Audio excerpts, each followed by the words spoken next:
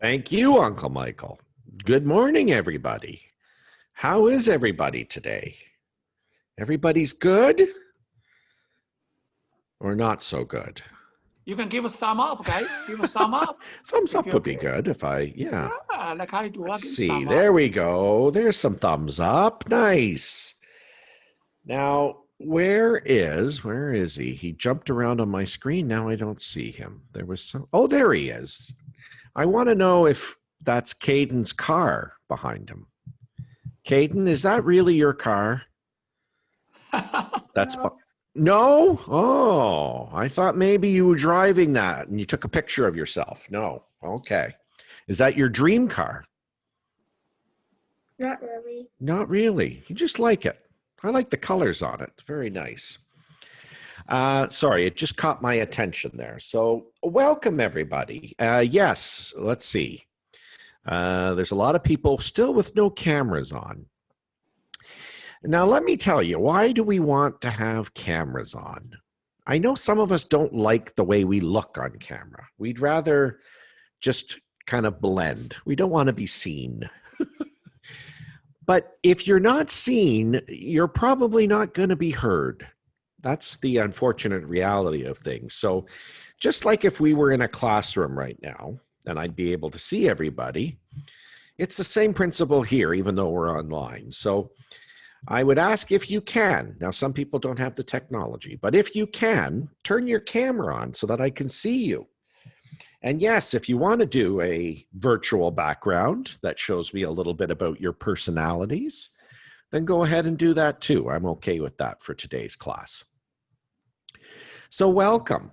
I'm going to start blah, blah, blah, blah, blah, blah. I'm going to start sharing my screen if I can talk properly. And yes, we're going to learn about inspirational speaking. How do we inspire an audience? And what is this class going to look like when we start it on Saturday? It seems so far off when Uncle Michael first talked to me about running this class. When we said September 12th, it was August, and I thought, oh, this will be a long time away. And now, here we are, in September and about to approach the class. So a little bit about me, just so you know who I am, because I don't know many of you in here, which is kind of nice. As Uncle Michael has already mentioned, I am a father. I have two boys, James and Derek. And they both bring me joy. There's a picture of them there when we went to Universal Studios, Florida. James is a hockey player. He likes to play goalie. Derek is a ballet dancer. So that's been a very interesting thing for me to witness because he loves ballet. He loves dancing, but he loves ballet. And so he's at the National Ballet School of Canada, learning to become a ballet dancer. And I think it's wonderful to see somebody so young find their passion.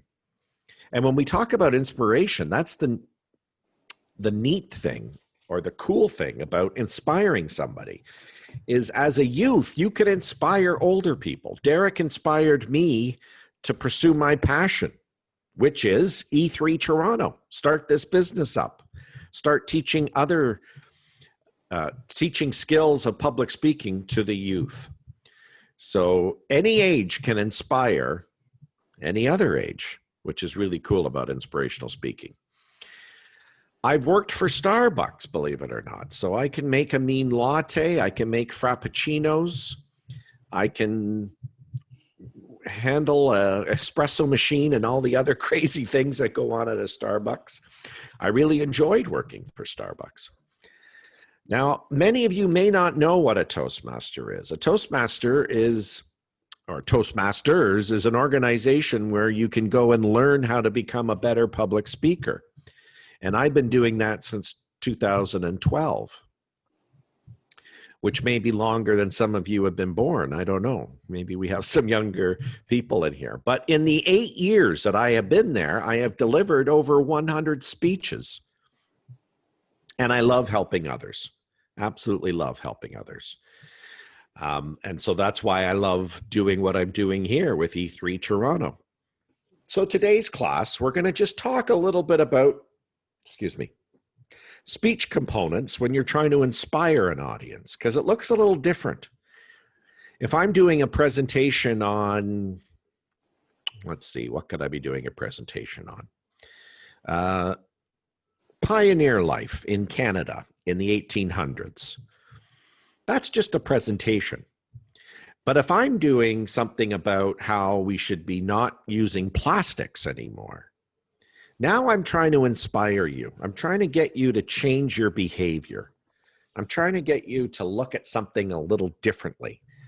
And that requires different skills than if I'm just doing a report style speech, or I'm just speaking to inform you.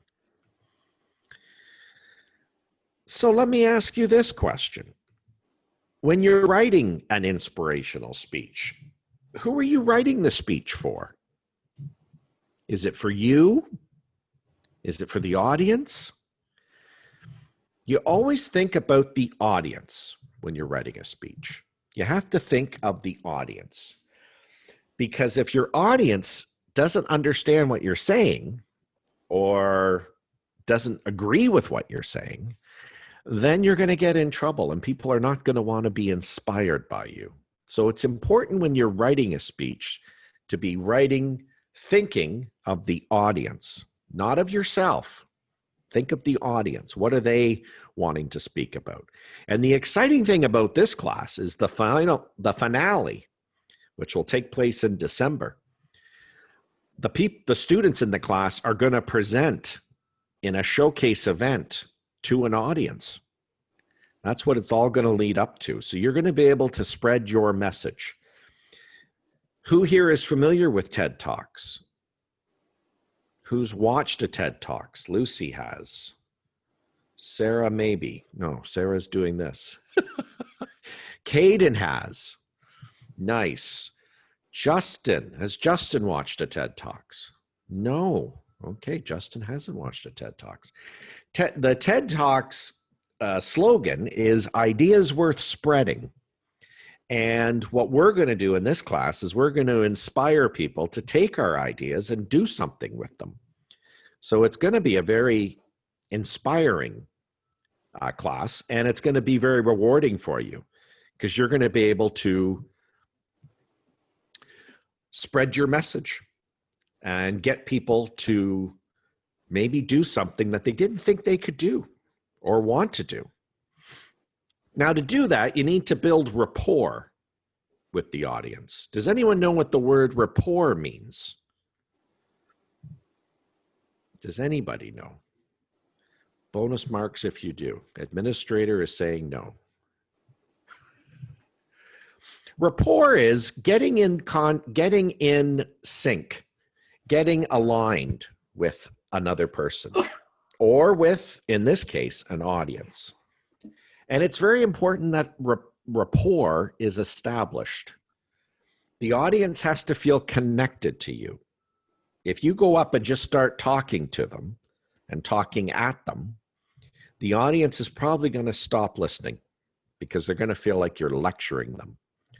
What you want to have is that they feel like they are connected to you, that you are on the same wavelength. There are a number of ways to establish rapport. One of them is asking questions. Now, why do you think asking the audience a question establishes rapport? How does that establish rapport? How does that get people on the same page or same thought? Because they're talking as well. Yes. Who said that? Was that Ryan? Mm-hmm. Nice, Ryan. Yes, they're talking as well. That's a good one. Always good to get the audience talking and engaged. So yes. Can anyone think of another reason why? Also, the giving thoughts. Ah, nice. Wow, you're really on this. Yes, they're giving thoughts. Now, sometimes our questions are just meant to get the audience thinking. So if I said to you, let me think of a good question. Who here is afraid of public speaking? Now, I'm not expecting people to start answering that question, but I'm getting them to think about it. Some people may raise a hand. I may say, oh, raise your hand if you love to do a speech. Oh, Esther's raised her hand. Brave Esther. Esther, why do you like delivering a speech? Well, it's like it has like all kinds of reasons. So first, like I think like doing a public speaking or speech is pretty fun because you can search many information and you can just learn those information while you're searching, and you can like sometimes persuade others with all of these informations. So I think like doing a speech, for me, in my own opinion, I think it's pretty fun to do a speech. Excellent. Love that answer. Yeah, it can be fun. I love when I deliver a speech. Esther, you've hit on a really good point there. When I deliver a speech, when I come off the stage, this is before COVID, when I came off the stage, if somebody would come up to me from the audience and say, oh, I really loved what you said there, that always made me feel good because it made me feel like, oh, I've done something good. I've got somebody thinking a little differently maybe. Aubrey has raised his hand. Aubrey, why do you like to do public speaking? Because you can let someone more knows about you, and maybe if you say good, maybe someone will help you, or maybe you get some fans. Yes, get some fans, get some likes on YouTube or wherever else you're posting your speeches. Yes, it's a great way to get to know people. Now, let me ask this question. How do you get better at public speaking? How can I improve my public speaking skills?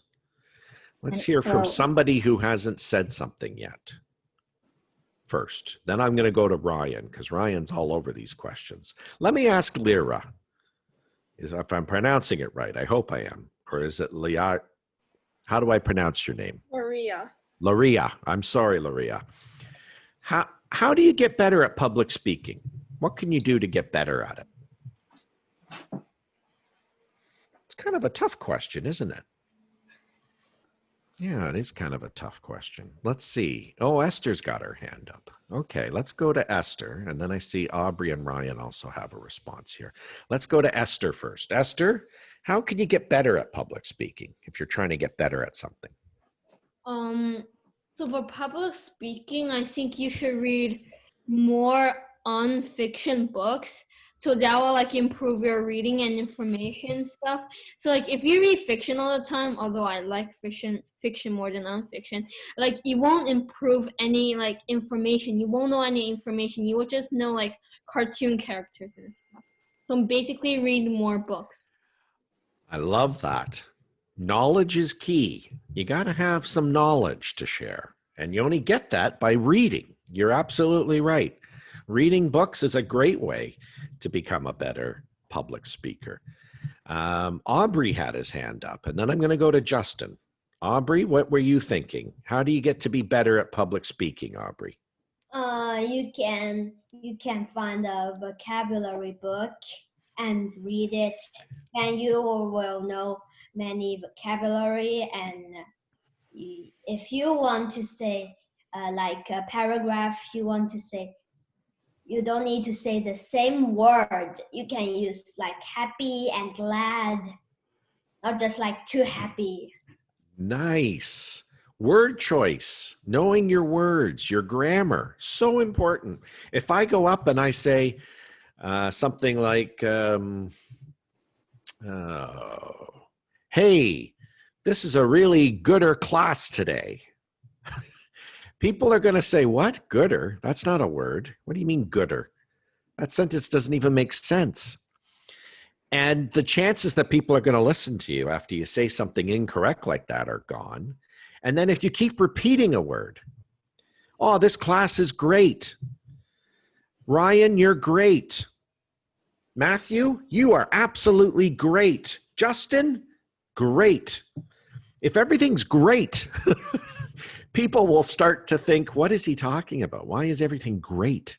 There should be variety there. Amazing, terrific, wonderful. Use other words. Don't just keep repeating the same word. Okay, Justin, what do you think? How do you get better at public speaking, Justin? There's another way to get knowledge. Yes. Do things.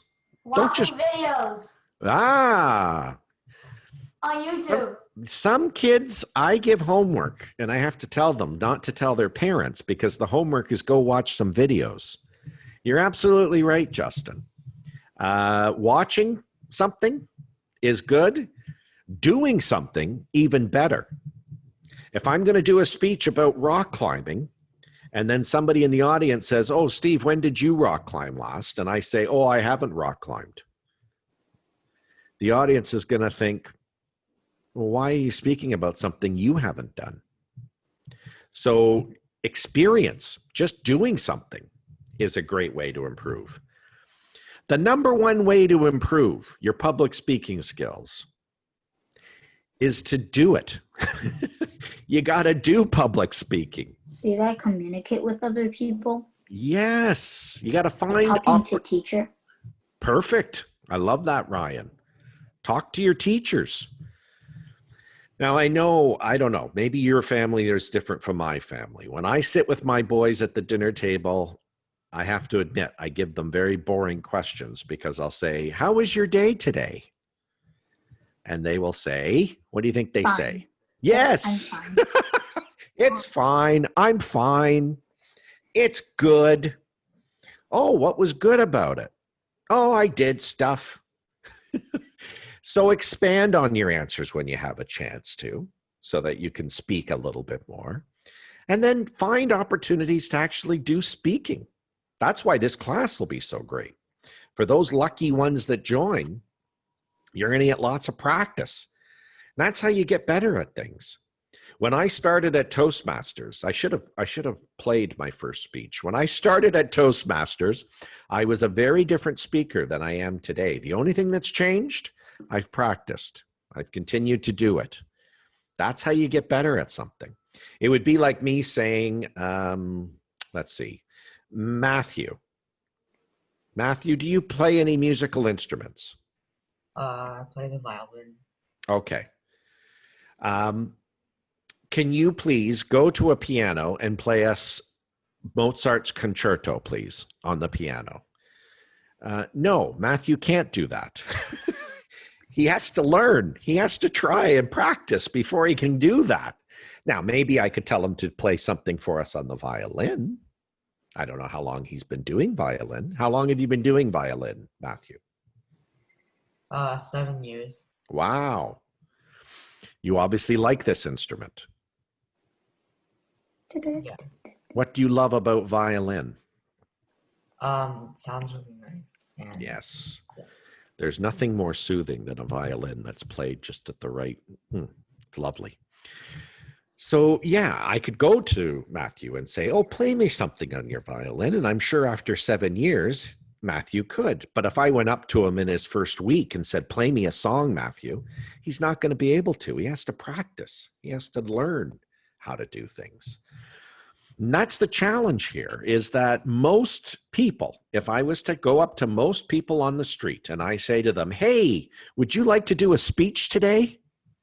Most people are going to tell me what? What do you think most people would say? You. No, thank you. Nope, I will not do that. Pick someone else, please. Yes, Justin. Then, but there's still a small chance that they'll say, okay. There is a small chance. There are crazy people like who put their hand up. Esther. There are crazy people like Esther out there that would say, yeah, I'll do it. What do you want me to speak about? But I would say about 80 to 90% of the people I approach are going to tell me they don't want to do it. They don't want to speak. And then the other thing I usually hear from people is, oh, I'm not very good at public speaking. And I'll say to them, well, are you practicing? No, I'm not practicing. Well, how are you ever going to be good at it if you don't practice? You got to practice. I try to make the practice fun. So class is always fun when I do it, because I think you learn more when you're having fun than if you're there just getting bored at something. All right, let's get us back here. Good answers. I love the interaction we're getting here. Now, Toastmasters has a world champion of public speaking. We hold speech contests every year. They start at the club level, which would be at the base level. And as you win, you keep going on and on and on and on and on. And eventually, if you keep winning, you'll end up at the World Championship, where Toastmasters from around the world compete to be the world champion. This gentleman, whose name I will not try to say because I can never pronounce it right, he won the World Championship of Public Speaking in 2014. And I thought this was a nice little video to show you where he talks about his top presentation tips. So let's give this a quick watch. Tell an interesting story.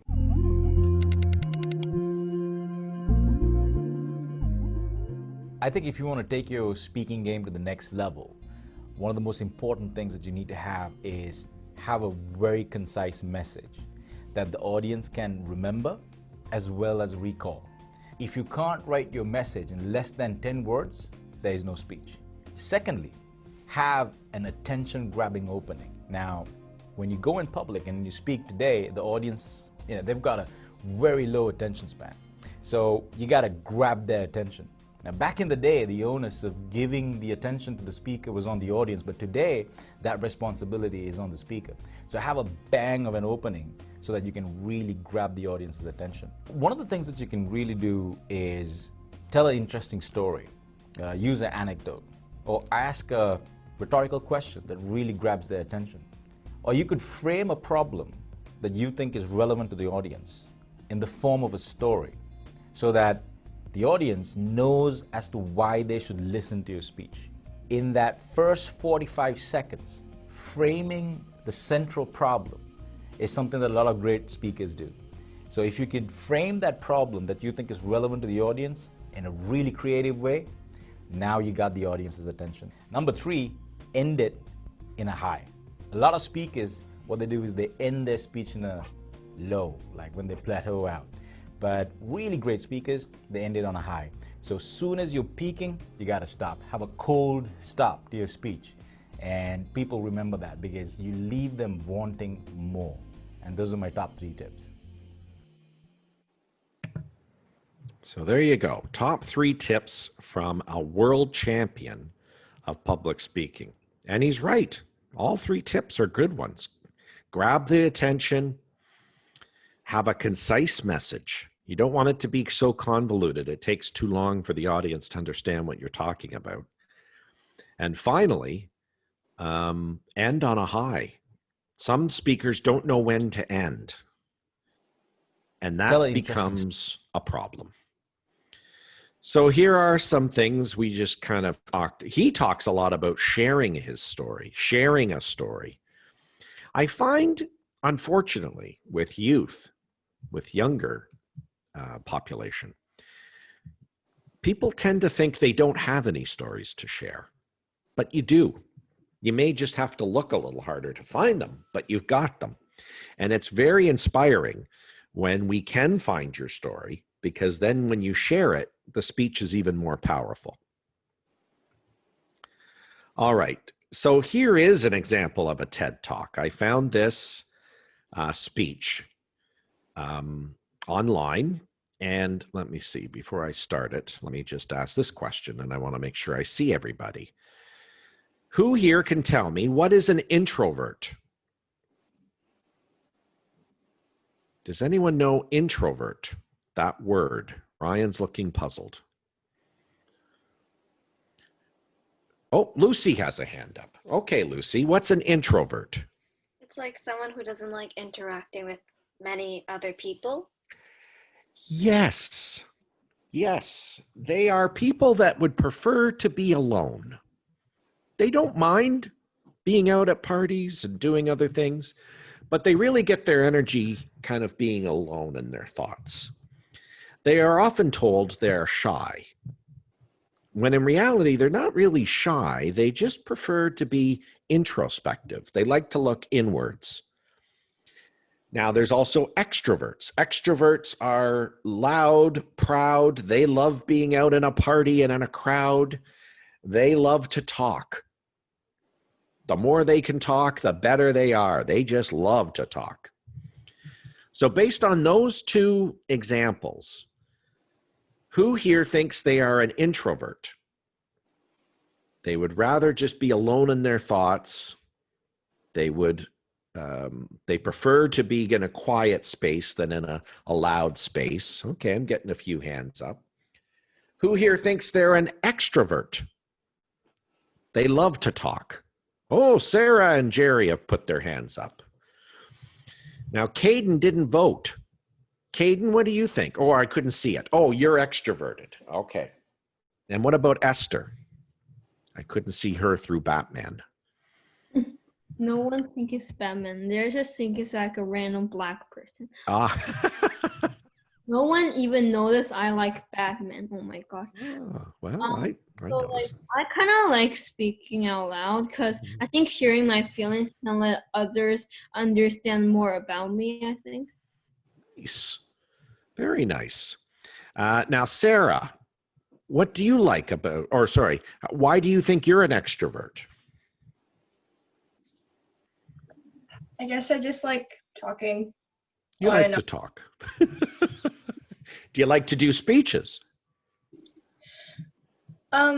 Well, I do speeches because like sometimes there's just stuff that I want to get to people.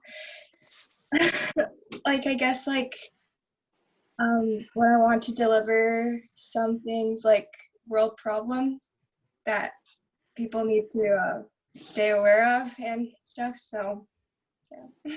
Nice. It's important to share your message. I like that. Yeah.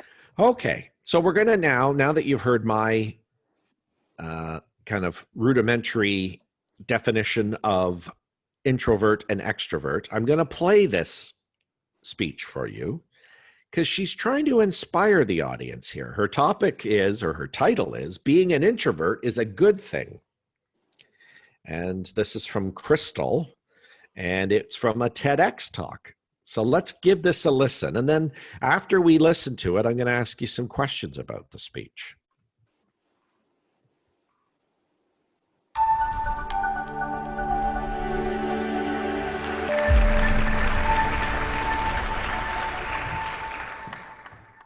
I'm here today trying to be something I'm not, which is something I've been trying to do for 2 years now. Write a TED Talk, share my ideas, talk in front of such a large group of people. Now, I know a lot of you are probably thinking, she sounds a bit shy, or maybe she probably gets nervous easily. Yeah, all of those things are 100% true, but why? To answer simply, I am an introvert. So what is an introvert? An introvert is a quiet person that doesn't like to talk very much and likes to keep their thoughts mostly to themselves. They're the kind of person that goes home just to relax and have time to think. But that's not to say that an outgoing person can't be an introvert. Just as long as they enjoy the quiet time they get to themselves, they're most likely an introvert to a certain extent. So the main thing I want to address in this talk is that there's nothing wrong with being an introvert. However, society doesn't see it in the same lighting. Society has taught us that being an introvert is the worst thing you can be and that everyone should want to be extroverted. We're told that being outgoing is good and being shy and quiet is bad.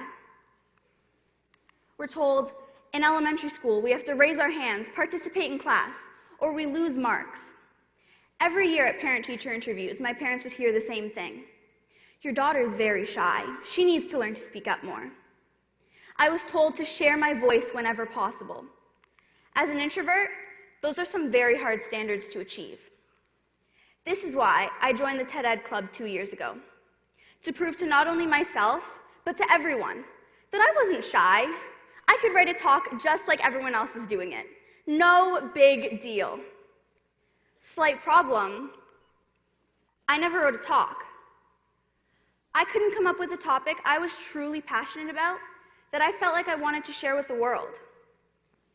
I would show up to every meeting and watch my peers continue to develop their talks, and I would get frustrated with myself. Why could they share their ideas so easily and I couldn't even come up with a topic? Now, looking back, I realize I have passions, I have views on the world, and I have opinions. I just didn't want to share any of them because I'm an introvert. But is there anything wrong with that? Statistics say that 50% of the American population is made up of introverts. So society is telling 50% of Americans, about 160 million people, that they need to change who they are to be accepted, to be successful, and to be happy. Keep in mind, within this large group of introverts are people such as Elton John, Emma Watson, Michael Jordan, Audrey Hepburn, Albert Einstein, and so many more incredible, inspiring people. Do you think being an introvert has ever stopped any of them from achieving their goals or being happy? No. A lot of you have probably been told something along the lines of, why be a follower when you can be a leader? But what about every leader needs a follower? Let's look at Mr. Justin Trudeau, Prime Minister of Canada. Do you think he'd be where he is today without the support of the people? If everyone was trying to be a leader, no one would truly succeed, as it's the followers that define a true leader. But that's not to say that an introvert can't be a leader. Let's look at Abraham Lincoln, Rosa Parks, and Gandhi. All incredible, inspirational leaders, and all introverts. In a business setting, the CEO of a company will look at an introvert and say, if they're not going to share their ideas, they're useless to me. Well, guess what? These companies are missing out. Introverts are known to be versatile, responsible, work well in small groups, and individually. So being an introvert has no effect on how happy or how successful you're going to be as long as you see it in the right lighting. If you see yourself as an introvert and think it's the worst thing in the world, you're never going to be truly happy with yourself. And you're going to constantly try to change to conform to society. But if you accept yourself as an introvert and you're happy, there's nothing in the way of you achieving your goals and getting what you want. All in all, there's absolutely nothing wrong with being an introvert. No matter what society may say, you don't need to change who you are, because being an introvert's great. Before I leave, I want to end with a quote from the book Quiet: The Power of Introverts in a World That Can't Stop Talking by Susan Cain. The secret to life is to put yourself in the right lighting. For some, it's a Broadway spotlight. For others, it's a lamplit desk.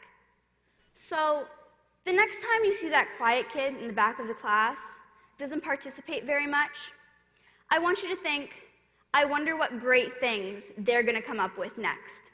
Thank you.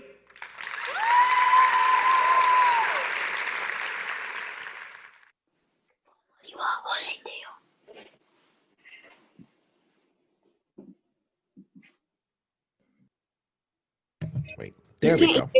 What? I know, I had my mute on my microphone. What did we think about that speech?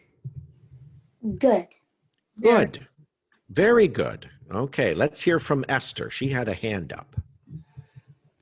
I think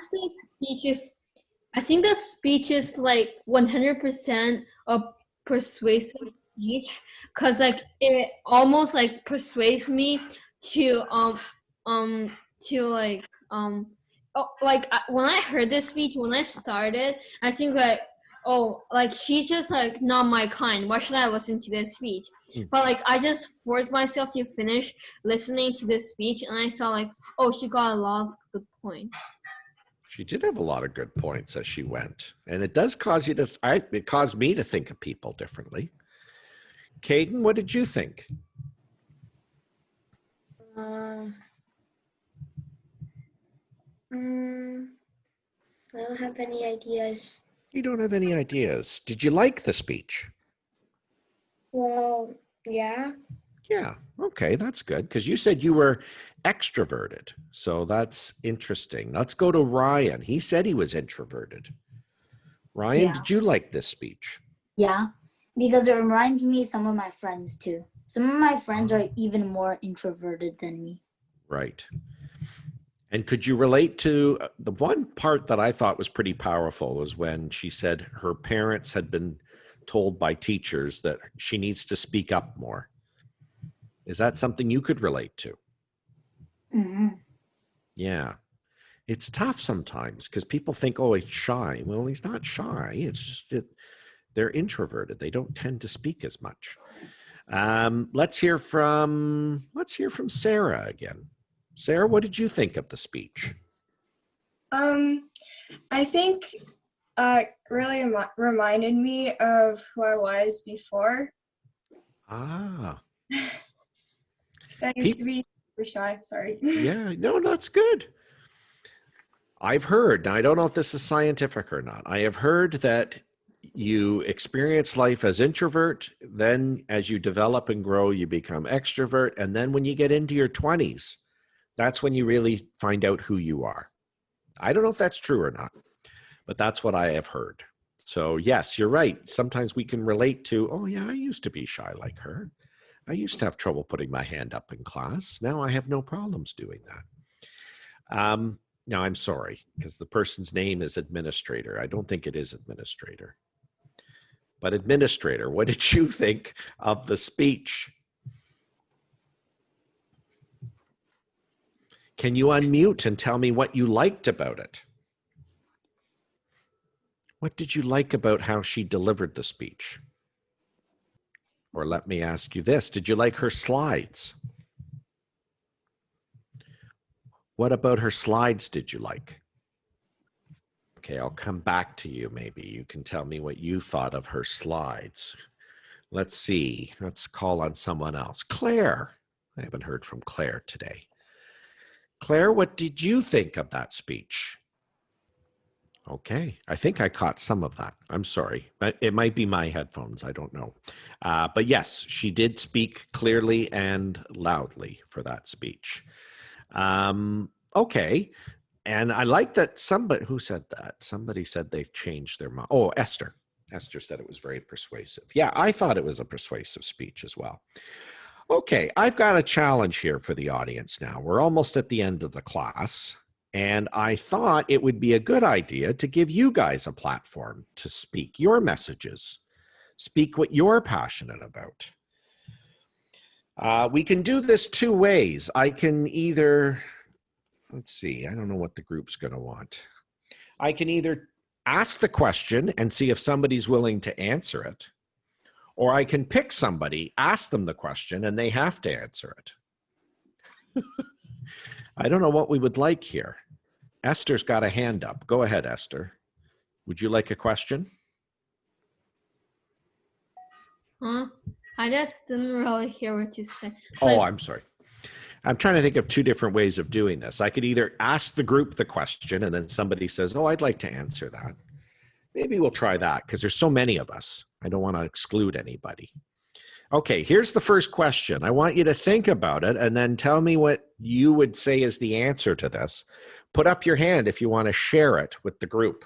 If I don't see any hands up, I'm going to pick somebody to speak. Here is the question.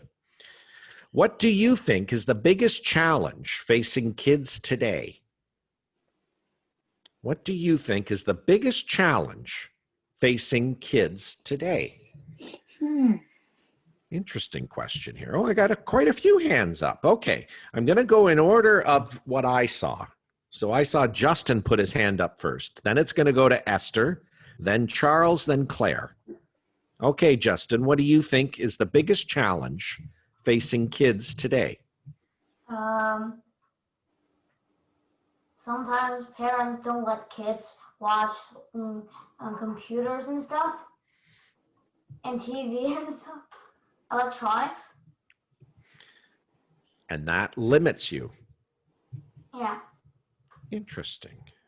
I like that answer. Yeah, that is a good challenge. Thank you for sharing that one. Okay, we're going to go to Batman next. I mean, Esther next. I think our parents is just wasting our child's like childhood, like the best childhood time, and don't let us play games and do what we want, and don't allow us to have play dates every single day, but force us to do homework every single day and let us study every single day. But we can still use computer, but we have to study stuff. Too much study. I'll clap for that one. I tend to agree with you, Esther. I think parents do tend to jam up their kids' schedules with so much stuff that you just can't be a kid. That's my impression anyway. I think that's what you were trying to say there. So I am on your side. I'll sign a petition if you want to start one, okay? Next up, we're going to go to Charles. Charles had a thought on what he thought was the biggest challenge facing kids. Does it have, can it be like this time, like right now? It can be, yep, now, anytime. Because kids, like, they're stuck at home and they need exercise and they need to interact with, like, more people and their friends. That is a huge challenge. You're absolutely right. We're living in, it's corny to say it, I guess, but we're living in history here. And yeah, some things that we used to do quite often and frequently we can't do right now. That's a big challenge. I've noticed my tracker for my steps. Before COVID, I was doing 10 to 15,000 steps a day. Now I'm lucky if I get 5,000 steps in. So I have to remind myself to get out for walks and do things. Big challenge. I want to know who inspires you. Can somebody tell me? Maybe it's a celebrity. Maybe it's somebody in their family. Maybe it's somebody in history. Who inspires you? Do you have someone that inspires you? Oh, Ryan's got a hand up. Okay, go ahead, Ryan. Let's hear from you. Dwayne Johnson. Ah, how does he inspire you? What do you like about him? I really like his movies. He's funny. Yes. He's really funny. He is really funny. Kind of muscular. Mm-hmm. Just a few muscles. He has really good partners with Kevin Hart. When they're together, yes. They make me laugh like crazy. Yes. Both Jumanji movies have been a hoot because of both of them. I would agree. And he's very inspirational because he tried to be a football player. He got cut. When he started his wrestling career, the audiences booed him because he wasn't very good. He hasn't had success just come to him. He's had to work for it. Good choice there, Ryan. Did Lucy have her hand up or is she just resting her head? I saw Anthony. Anthony has hands up. A long Okay, time. and we'll do Anthony too. Okay, so go ahead, Lucy. Who inspires you?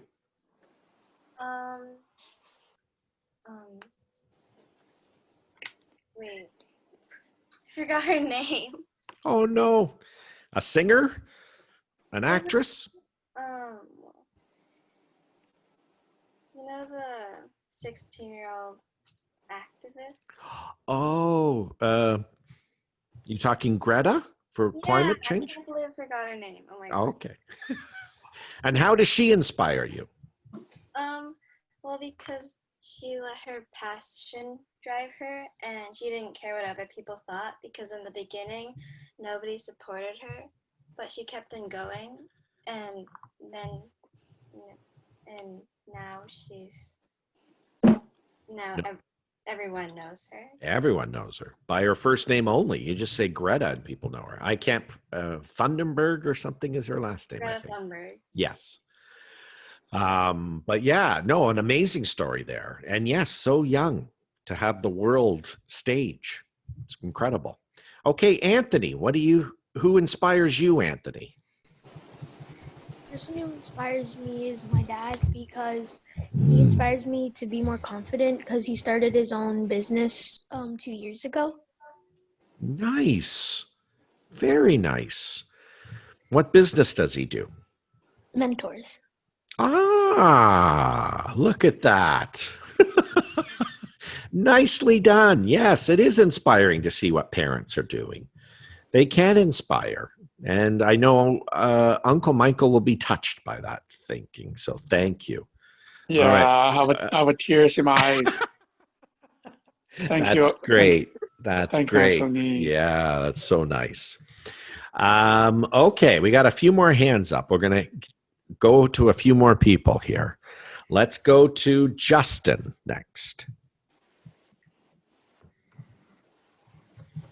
A lot of people inspire me. A lot of people. Could you name one? Mark Rober. Ah. And why? What inspires you about him? He engineers and builds machines, like small machines, kind of like toys. Like one time he built a big Nerf gun this big. Yes. Largest Nerf gun in the whole world. And didn't he do a squirrel obstacle course? Yeah. Yes. Yeah, he's got a brilliant mind. It's He's very going for interesting to NASA, see I him. think. Yes, he used to be for NASA. He built the Mars rover. I think. NASA Wow. and Apple. Wow. He's worked for some very important companies. Very good. All right. Let me see. I'm going to just randomly pick somebody here who doesn't have their camera on. We're going to ask them a question. Let's see. Who could I ask? Let's go to Jenny. Hopefully there's only one Jenny. Jenny, who inspires you? My family. What did you say? My whole family. Your whole family inspires you. Very nice. And how do they inspire you, Jenny? They do things that can help me, and when I want to give up on something, they are there for me and encourage me to not give up. Oh, that's wonderful. We take for granted our families sometimes. I think you've done an excellent job of reminding us all that families are very important. And yeah, we sometimes take them for granted. But boy, if you have a supportive family like that, that'll keep telling you to do it and give you the confidence that you can do it, that's wonderful. You're very blessed. Do you have brothers and sisters, or is it just mom and dad? I have a brother. You have a brother. Older? Yeah, he's 16. Oh, okay. Well, that's good. We won't tell him that you said he inspires you. No, I'm only kidding. I just think I have a younger sister, and we would fight a lot, but we loved each other. It was a weird relationship. Finally, we're going to go to Esther. So like there's like 1,000 bunch of people, tons of people that inspires me. I'll just say one. Yeah. So like my dad's dad. So basically it's my grandpa, but not my mom's dad. Right. Say much clearer. So like my dad's dad is a soldier from World War II, and he risked his life to save China or something, and like I think he died in a battle. Wow. And like he had lots of like those things on his badges. He had lots of badges, and we still keep them in like a box. Aw, that's beautiful. Yeah, the military. I mean, there's been so many military heroes. Yes, salute. Exactly. A lot of great military people and people that gave their lives. It's tragic, but it also is very inspirational that these men and women just went into a war and Wait, actually, I'm inspired by one more person. Okay, what is that? Who's that person, Ryan? It was also somebody from war, but he was a medic because he was. I think he was Christian or something, and he didn't want to like use any weapon. That's why he was a medic, and then he one time was in the Japanese war, and then a grenade exploded, and he got shrapnel in his leg and his arm, and then also somebody shot his arm, and he tried to save a lot of people. Wow. I remember that was a movie lately or in the last few years about that. Yeah, I don't remember his name, but you're right. Yes, he was a conscientious objector, which means he was saying, I'll help, but I'm not going to be picking up any guns and doing any killing and shooting. I'm just going to help people. Very inspirational story. Yeah, and families can have so many great stories there and inspirations there. So yes, if you're blessed enough, unfortunately, all my grandparents have passed, but if you're blessed to have grandparents in your life, talk to them about what it was like for them growing up. What did they experience? Maybe they'll share some of their family history with you so that you'll have a better appreciation for their generation and what went on with them. Okay, I want to be respectful of time. We are at 11:31. I know we didn't start right on time, but Uncle Michael likes for us to have question time. So I can open the floor up if people have questions for me about the class, about me, about public speaking. What else could you have questions about? I'll answer anything except math questions. I'm not too good with math, so don't throw any math questions at my way. But I open the floor up. Does anyone have any questions? Esther has a question. Go ahead, Esther. Actually, it's not my question. It's not bad math question. It's my mom's question. Okay. So, my mom is just trying to ask, like, are we gonna have any homework for this class? Good question, Esther, or Esther's mom. I try to make sure that you can do as much work as possible in the class. I know you already have a lot of stuff going on in your lives. For me to add in more would probably not be good. So like Justin has already brought up, I may tell you to go watch a speech or watch some speakers on YouTube so that you can get a feel for how different people open a speech, or maybe they have a strong conclusion to a speech. That could be the homework. Now, I'm not going to lie to you. By the time we get to the end, you're going to have to be working on your speech that you're writing. You're not going to always be able to do that in class because we're going to cover the whatchamacallit. We're going to cover, do we memorize speeches or do we internalize speeches? There's a difference between memorizing and internalizing. We'll cover that. You'll learn that. We do not memorize speeches in my class. That's not the goal here. The goal is to make you look natural when you present. So I hope I've answered Esther's mom's question right. Most times, no homework. The only time there's going to be homework is when you're working on your speech, getting it ready for that big presentation at the end, where you will shout your message out to the world and we'll have a big audience for you. Now, I got another question in the chat, which was I ever shy when I spoke on stage? That's a great question. When I was young, we used to have to do speaking in school, public speaking. I had to write a speech and deliver it. I have to admit, I always liked it. I don't think I was always good at it, but I always liked it. And then people told me when I was in my career, oh, you're a good public speaker. You're a good public speaker. And then I went to Toastmasters and I discovered, no, I had lots to learn. So shy, yes. Do I still get nervous when I speak in front of people? Yes. When I came into Zoom today, was I nervous? Yes. But as you get better at something, as you keep doing it, what you learn is you learn how to control the nervousness, how to control the feeling of fear and anxiety that you may feel when you have to deliver a speech. So yes, I was shy. Maybe not shy. I was more nervous when I started, and I've gotten better at controlling my nervousness since. Thank you for that question. Yeah, I should have said you can put questions in the chat if you want.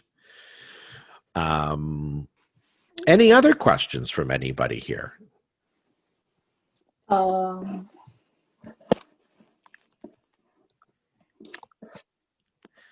Esther's good. She's saying nope. Uncle Michael, I don't know if you want to take it over then, or if you have any questions. Yeah, I'm here, Steve. So we're done. We're done today's trial class. Yes, we were at question and answer session. So I had a few questions thrown at me from the group, which is good. Oh, Justin just put his hand up. Justin, do you have a question? Yes. Yes, go ahead. How much languages do you speak? I speak 2 languages. I speak English and I speak Starbucksian, because I think Starbucks is its own language. In all seriousness, I only speak English and a little bit of French, and maybe I could say hello and count to 5 in Spanish. That's about the extent of my multi-languages. I speak about 3 languages. How many? 3. Wow, you're trilingual. What are your 3 languages, Justin? Chinese, English, and a bit of Dutch. Dutch. Very interesting. My oldest son, Derek, he can speak 3 languages. He can speak English, French, and Korean. So there you go. I can speak Japanese. You can speak Japanese. Nice. I can only speak 1 word. I'll practice. Oh, okay. It's anime. It's funny. Ryan is so cute. By the way, Justin, how come you can speak a little bit Dutch? I wanted to learn Dutch. You want to learn Dutch? Interesting. Kind of. Very good. Okay. I will find out in future. Your parents, your mom, going to send you to Netherlands for your university. You want to go there? Go to Netherlands. Really? That's a beautiful small culture. country. Beautiful small country in Europe. You enjoy. I saw Claire. Yes, Chen. Claire has her hand up. Go ahead.